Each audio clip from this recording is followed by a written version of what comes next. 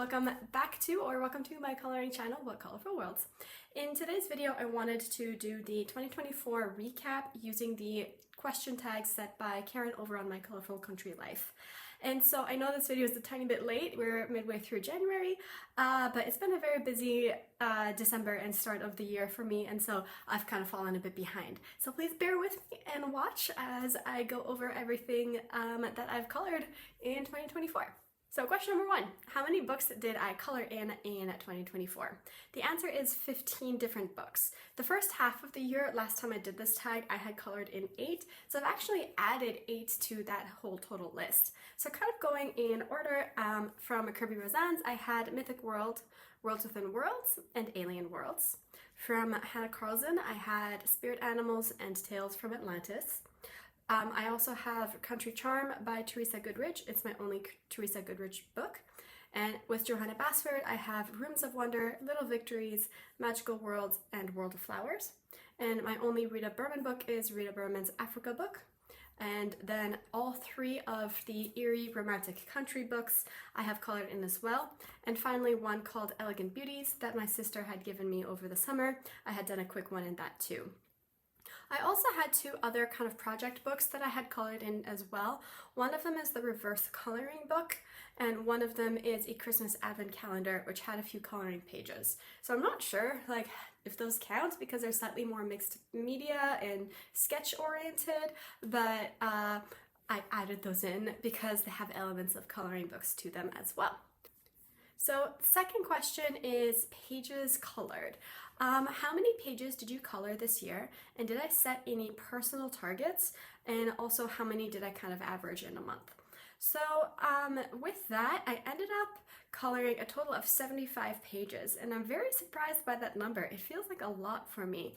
I tend to color very detailed pages, and it takes me upwards of 10 hours per page normally, and so that's quite a few hours put into coloring this year, and it's the most I've ever done in a single year actually. And a big part of that I think is having a channel and being motivated by that, and the community that's kind of developed with that. Also I'm motivated I think by the Instagram communities that I've begun to form and some of the Facebook coloring groups that I've joined and have started making relationships there too. So relationships have played a huge role in my coloring motivation, and it's really made a very big positive impact, but I'll get into that a tiny bit more later. So the first half of the year, last time I did this tag, I had 36 colored. Now I have had 39 colored. So that's up from 3 from the first half for that total of 75 pages. In terms of how many I average a month, trying to do quick math in my head. Okay, I have to do a calculator and it's so bad. So 75 by 12.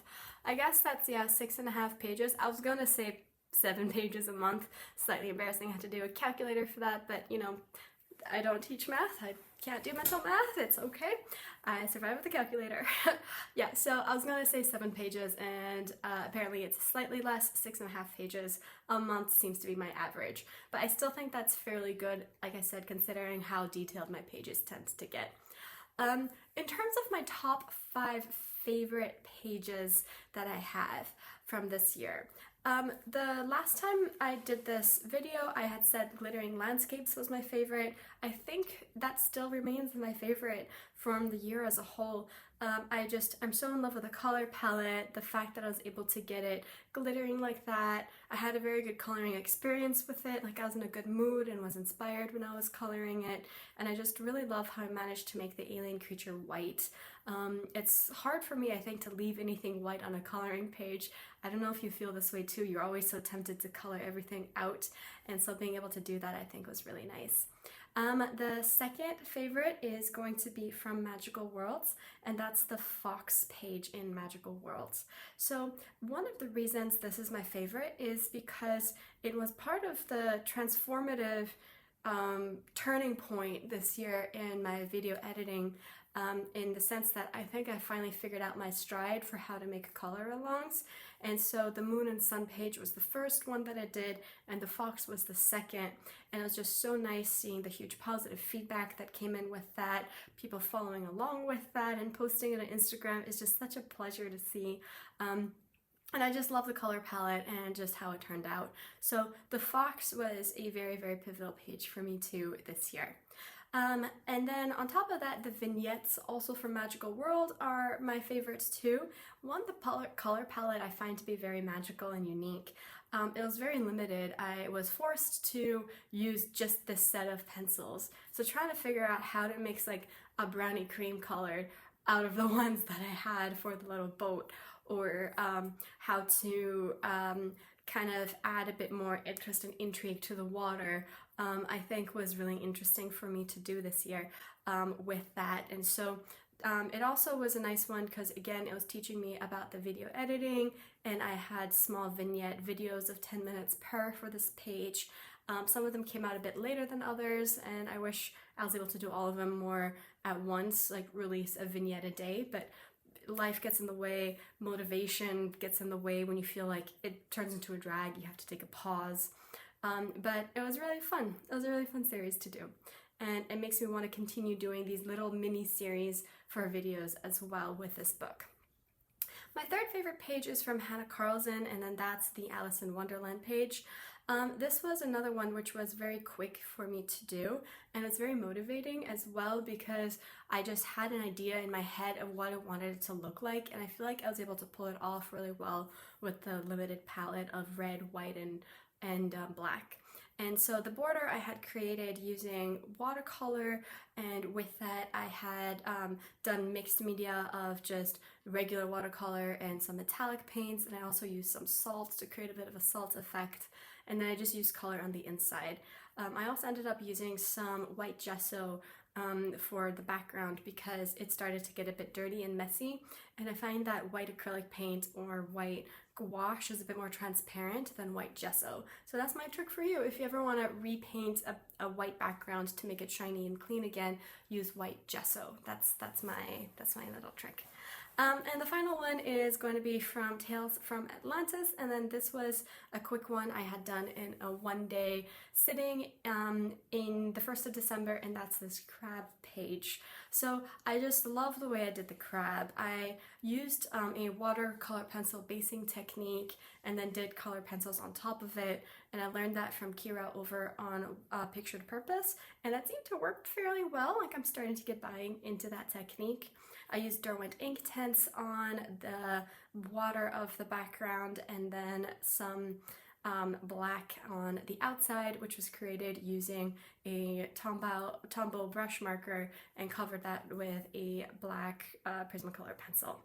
So I just love the palette of it, I love the details of it, and I think it's a very beautiful page.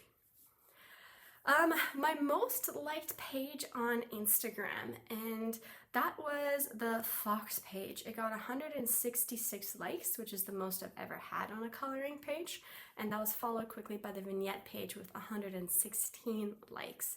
I thought that the vignettes might have gotten more than the Fox, but the Fox got the most, and I think part of that has to do with timing too, because I got the Fox page out pretty much the week after the book was released, and so I think that timing maybe helped with it as well.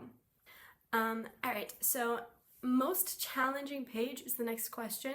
Which page gave me the most challenge this year, and how did I approach it? The Windmill page. Oh my gosh, that was such a difficult page to color. And I mentioned this last time too because it was the last page I had done in the first 6 months of this year, and it was just getting it to look cohesive with a color palette, which I did not really work well together, using different techniques, trying to do a part of a color along, trying to draw on the background. Like, I'm so thankful it came together really well because I don't give up on pages anymore. I stick with it and I push through. Like, I don't glue pages together, I don't rip them out, I don't leave them as long-term whips. I really try hard to finish it. So I did manage to finish it, and I learned so much from finishing it, but that was just such a challenging page to do. Lots of erasing, lots of thinking, lots of just trying to figure out how to do it with so much mixed media on that page too. Otherwise, question number 6, whips at the end of the year. How many whips do I have at the end of the year? So December gave me most of my whips because I was just unable to color for December. I just got super quickly overwhelmed with everything that I had to do before leaving. So I left the country on the 21st of December as well and only came back the 3rd of January, and so I wasn't coloring during that whole time because I was spending that Christmas with family. And for me, who lives in a country that's a different one from where my family is at, I get to see them once, maybe twice a year. During COVID, for example, I could not see one of my brothers for 3 years, and he had had a child in the meantime, which means the first time I met my niece, she was 3 years old. And so for me, because I have such limited time to spend with family, I do not want to be distracted, and I do not want to do like something that would take that much time away from them when I have such little time to spend with them. So I only read a tiny bit before falling asleep at night, and I just barely watched YouTube. Normally I watch YouTube every day, and I didn't bring any art supplies because I just wanted to make sure I was spending that time with them. So it was 100% worth it for me. It was a really, really nice Christmas trip, and that also means that I have a lot of whips, and I'm not going to do a December recap video because I've colored, I think, 3 pages. That's not enough for a video. So what that means is here are my following whips. In Alien Worlds, I have 2 whips, and that's a double page spread, and I've been working on this for a while. It's a tutorial I'm trying to follow from Nico Simi, and it's still a long-standing whip, I think because of the medals. The medals, to do them well, take a while, and so I get quickly bored and then I quickly stop, but it's gonna be finished. It'll get finished. So that's one of my whips from Alien Worlds, is a double page spread. My Christmas whip from Erie, so another double page spread, so counting 2 different pages. So I managed to get the background done and these trees done, but not anything else on this particular page. And so that was another Christmas whip that I was trying to do in December that I didn't manage to finish. Magical Worlds, I have 2 standing whips as well. I got through 3 out of the 5 videos on this baby dragon page that I have planned, and I just couldn't get the energy to finish the last one before leaving, so I didn't. And I still actually haven't picked it up yet, and I know that you are, I'm so sorry, all waiting on me to finish this dragon page, and I will get to it this month. Yeah, I haven't really picked it up since I came back either. I felt like I was in a bit of a coloring slump when I came back, and so instead of jumping in on the projects that feel like a to-do list, which would have made my coloring feel like a second job, I decided to just start with where my heart was taking me. So that's why I've done some other pages to begin, but I'll get that page done. Don't worry. I'll get those final tutorials out and running. Alright, and the second Magical Worlds one is this nice wallpaper page. I've been working on that for a few months actually. It's a hard one to film for a color along because you have so many different small elements, which means you have a ton of different pencils. And so if I was not filming this, it would have been done by now, but because I am filming it and I'm trying to be intentional with how I'm presenting it and how I'm picking my colors, it takes a bit longer to put in the thought ahead of time before you put pencil to paper, because I don't want to put pencil to paper, don't like something, erase it, redo it. It doesn't make a good color along, so that's why it's taking a while too. Alright, and then Johanna's Christmas. This is another Christmas whip that I have, and I was not expecting this to still be a whip. I thought that I would be able to finish it because of it having alcohol markers in it, but I think I just ran out of steam at that point. It was the end of 2024, I was done. And I meant to do it for Sabina and Louisa's Christmas wreath hashtag. I'll finish it in January, and it won't join the hashtag, but it will be done at some point. Alright, so those are the different whips that I have, and because I'm counting 2 pages for each double page spread, that means I have 2, 4, 6, 7 different whips by the end of the year. But that's pretty decent. 7 whips by the end of the year. Sure, most of those came out of December, but I'll get those done. I'm not actually counting what I call my inactive whips in this count, by the way. In World of Flowers, I had started a flower and then stopped, but I'm not really planning on continuing that anytime soon, so that's an inactive whip. I also have the Rooms of Wonder. This key has been half colored for a while, but metals to make them look nice, like I mentioned, takes so long, so that's now turned into an inactive whip. In Elegant Beauties, my sister had started this, and so I could finish it. That's an inactive whip. Sacred Places has so many inactive whips because of my nieces and nephews scribbling all over it, and me starting a few of them as well. And finally, Enchanted Forest, the entire book I've retired. I'm holding on to it for memory's sake, but that has a ton of inactive whips as well. So I'm not even going to count how many are there, but those are ones I'm not really planning on finishing, and so I don't really count them as a whip, more like, I don't know, a forgotten project on the side. All right, untouched books. Question number 7. How many coloring books are still untouched on your shelf by the end of this year? I have 5, and that's because I've gotten a few new books as well. So Good Yule by Hannah Carlson ended up not being colored at all. Did not have time to start it in January and December, and so that's untouched. The Japanese storybook that I had gotten in July along with Eerie, I've never colored in that either. And unfortunately, I know a lot of my motivation has to do with coloring in books that are known by the coloring community. I need to snap out of that, and so that's one that's just hasn't been colored, even though it looked cool when I had bought it. The Meine Reise durch Afrika by Rita Berman. I actually bought 2 copies, so the second copy is still uncolored. The reason I got 2 was because I had done a page in the first one that I didn't like, and my brain at this point, this is before I started the Magical Worlds color along series, I was planning on doing this as a color along series front to back, and so I bought it and then froze. I've mentioned this in the past. This and the Atlantis book I both bought to color in and then froze. So I have, I guess, 2 copies of Meine Reise durch Afrika. The first one I have, the binding already broke. I don't know if the second one will either. And so, so there's that. And maybe I'll re-gift it to someone else. Who knows? But it's an uncolored book. Little Things over by Creative Paula, who's also on YouTube, and I like supporting YouTube artists, and I think it'll be kind of cool to color in things created by the community. And then we also have Fuzzy Higa, because I was thinking of joining in on the cute and cozy coloring and exploring some alcohol marker techniques, but I never ended up getting around to those, so those are also uncovered. All right, so books added to the collection. How many new books did you add to your collection this year? For me, I have added in 14 books. I love this question because I did not realize I added in so many books to my collection, because these are my books. Like, I don't view myself as being someone who has a lot of coloring books, and I'm trying really hard to limit my coloring book spending and instead buy cool supplies to experiment with, and I want to finish books more than buy new books. So these are the ones that I got. Magical Worlds, a second copy of Alien Worlds because I didn't like the paper in the first copy. Africa, copy number 2, another regret purchase. Little Victories.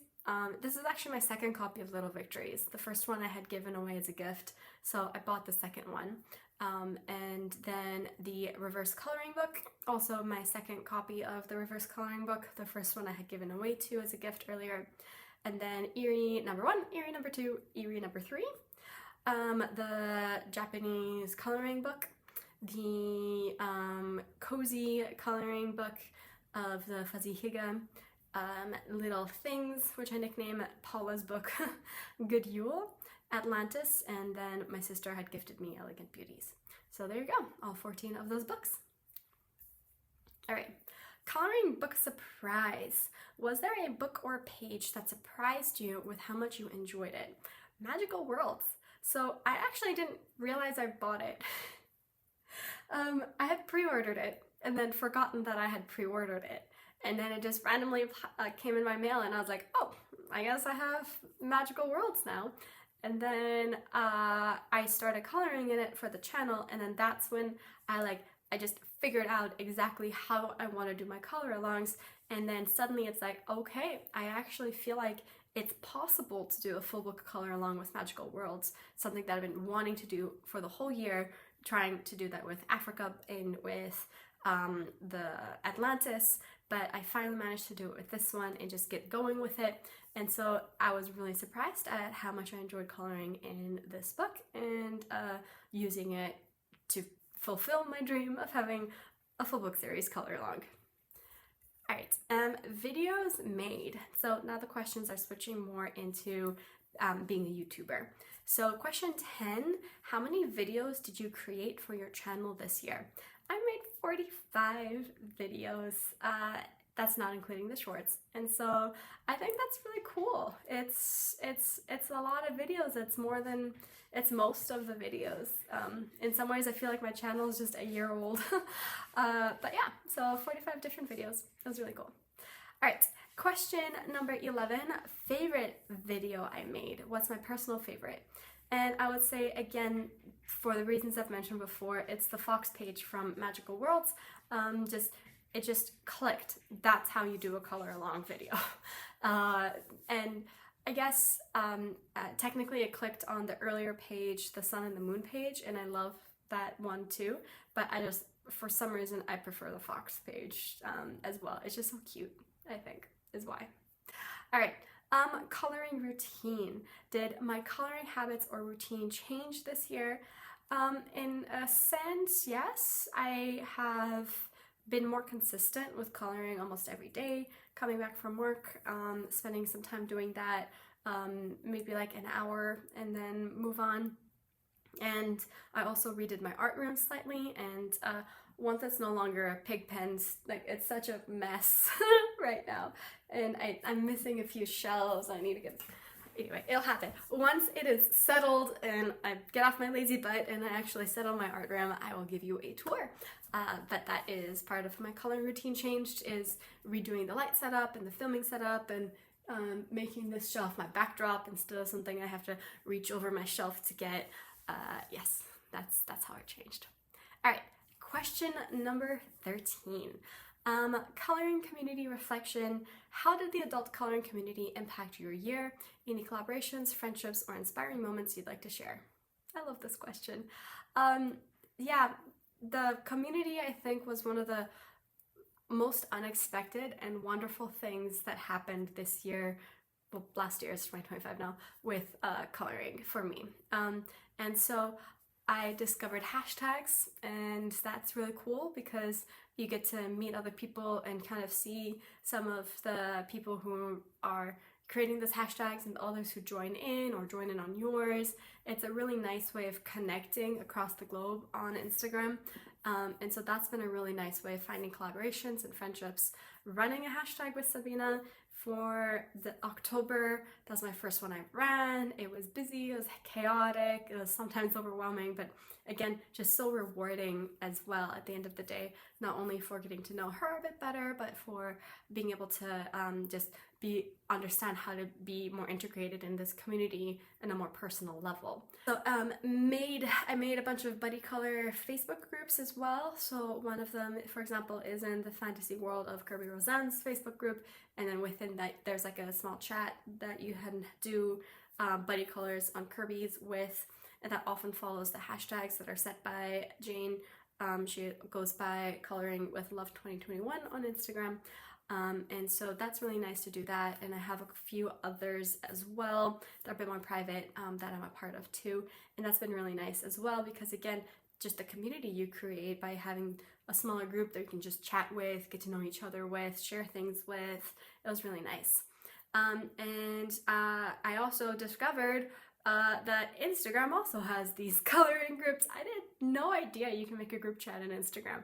Like, oh, I just don't do tech. Anyway, so I joined the Alien Worlds coloring group, and that was initially founded by Candace, and she created it so that people can have buddies to color in alien worlds with and do a hashtag called like Alien Worlds Data Report. It's turned into just a general group where people just chat all the time, and it's still lovely. And from that group, I met a wonderful person named Soraya who ran the Space Timber Challenge, and such a wonderful human being, and just so giving to the whole community and so willing to share as well her process of art. So if you're watching this, hi! Shout out to you. And she created another group called Altering Coloring Pages because she likes to do collages and alter pages. You can find her on YouTube as well. Here's a link to one of her videos, so you can go support her as well. And so when you put all of those 5 different things together, yeah, coloring community, I knew that people sometimes felt there was a coloring community. In previous years, it just felt like you post to a page on Facebook, get some likes and a few comments back and forth, but it still is a bit more impersonal. This year, I feel like I'm getting to know people like on a first name basis and be able to just kind of dive more into having it feel a bit more like a club in some way, like an international global club of colorists. And so it's been very, very enriching and rewarding, and I'm very grateful I managed to get to that point. All right, moving into the final 2 questions, which are forward-looking. One of them is goals set and met. Did I set any coloring goals at the beginning of the year, and was I able to meet them? So I looked back on my mid-year check-in to see what my goals were, and it boiled down to 5 different goals I had. One of them was to incorporate a bit more mixed media. I think I'm doing so to an extent. I'm using more water-based markers. I'm started to use gouache a tiny bit. Not as much as I would like. I'm still a bit hesitant with that, but I've begun. For 2026, I'm going to continue with that goal. I just bought some soft oil pastels, and I ordered like a bazillion stencils, and so I'm going to try doing some stencil work in my coloring books as well. One of my goals was to try to get as much done in my project book as much as possible, and that is Worlds Within Worlds.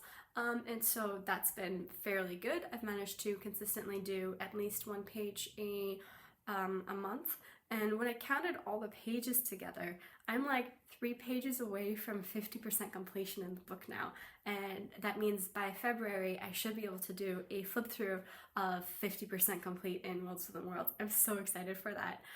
It should be really, really cool. I can't wait to show you that. Can't wait to show myself that and just kind of go down memory lane and see all the pages that I've colored. A third goal was to get more comfortable with other artists and try to get over art block, and I think I was fairly successful in that. I broke into Atlantis. I got 2 pages colored. I was stuck on that book for months. I managed to explore Erie and have been doing at least 1 Erie page a month as well from any of her books, and I think that's nice. And I managed to come back to Johanna because I haven't really gotten into her work for a long time, so end of 2024 was like coming back to her a bit more, and so I think that was a good goal. I'm probably going to start buying more coloring books in 2025, even though I told myself, no, like, color in the books you have first, right? Like, use what you have before buying something new. But I want to explore Maria Trolle. I think that could be cool. So I might get, like, Moon Valley. I'm not sure if I'll do Sagan yet, or maybe I will, because a wonderful hashtag is coming on up by Joe over on Geordie Colors called Coloring the Fairy Tales, and so I might do it, buy that book because it's a fairy tale book and it would fit that hashtag really well. But I think I'm more interested in Moon Valley at this point because, again, Joe on Geordie Colors, if you're watching, hi, has some beautiful, beautiful pages that she's done in there, and it's whenever you see someone just really make artwork out of a coloring book, you're so tempted to buy that book. So there comes my temptation to maybe get a Maria Trolle book.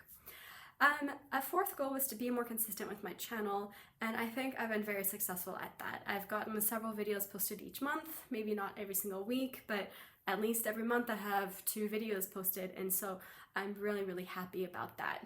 It's been exhausting, but also very rewarding, and has just taught me so much about video editing as well as coloring, and it's been really cool to kind of create that community as well. And lastly, my final goal was to not get burnt out and not get too sucked into it. And I would say I've been up and down with that this year. I think anyone who's trying to be a content creator has their ups and downs when it comes to these things. And I would say that it hasn't been too negative. Like, I haven't been too sucked into it. I haven't been too burnt out by it. And I've managed to, like, the biggest success is not feel negative about it.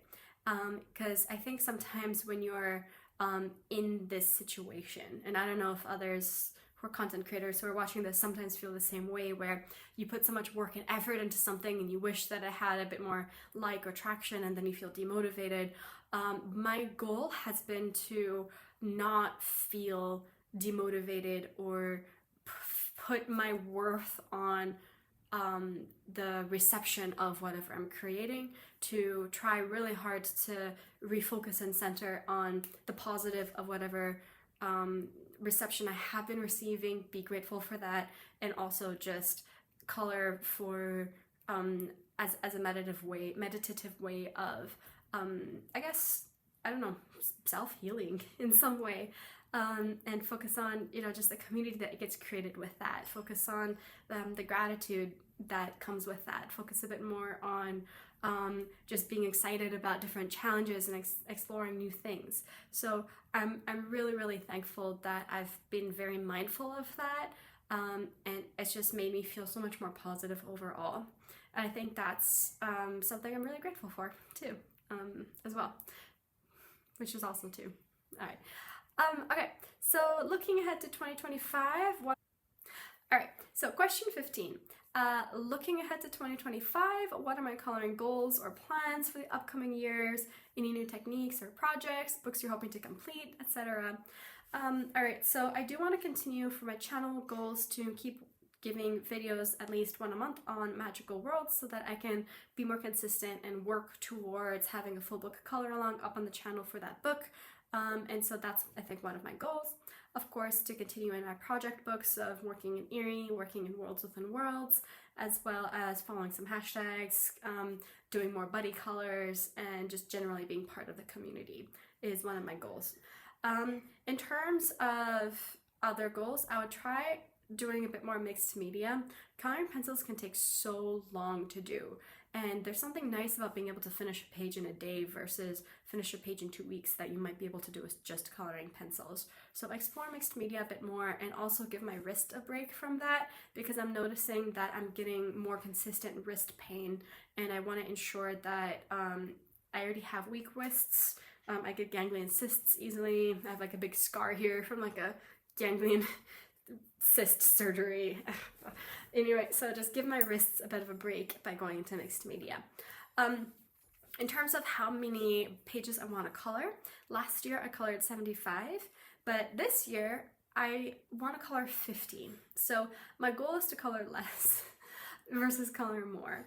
And so I think part of it is because if I set a goal that's more than the previous year, it's going to start feeling a bit more like a race. And I don't want it to have that level of stress associated. So 50 pages if I color more, yay! If I don't, okay. With that, I also want to try to build in some time to do other mixed media projects. Sometimes I get so into these goals I set for myself with coloring, where I'm like, okay, I have all these ideas, I have these hashtags, I have these buddies, and then I have 12 pages to do, and I work really hard and I can only do 7, and then I feel like, oh gosh, I could have done 4 more.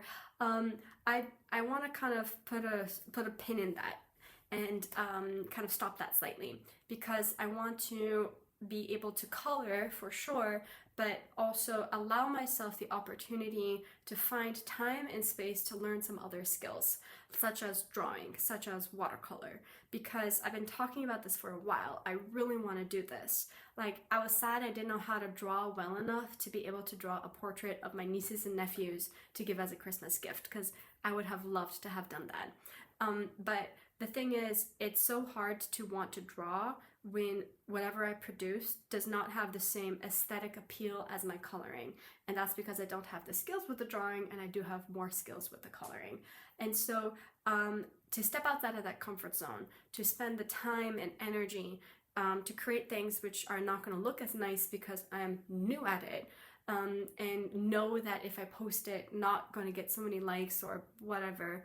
I want to give myself the space to do that so I can improve in those other skills. But that said, coloring is so addictive. Like, I came back from the break, I was in this mindset of I'm gonna take a month off coloring, I'm just gonna dive into these other things. And day one, upon returning home, I opened a coloring book. So I'm gonna keep coloring, but I need to try to find a way to spend time or energy or motivation to learn other art techniques. That's one of my goals. So find some balance. So it's not just coloring as one of my coloring goals, but you know what I mean. It's important to find balance. Anyways, thank you so much for watching. If you made it to the end of this video, again, I'm just so grateful at the end of this time. Just so grateful for the people who have made this such a wonderful year for this project. And now I'm getting teary-eyed, actually. All right, I'm gonna stop before I cry. Bye.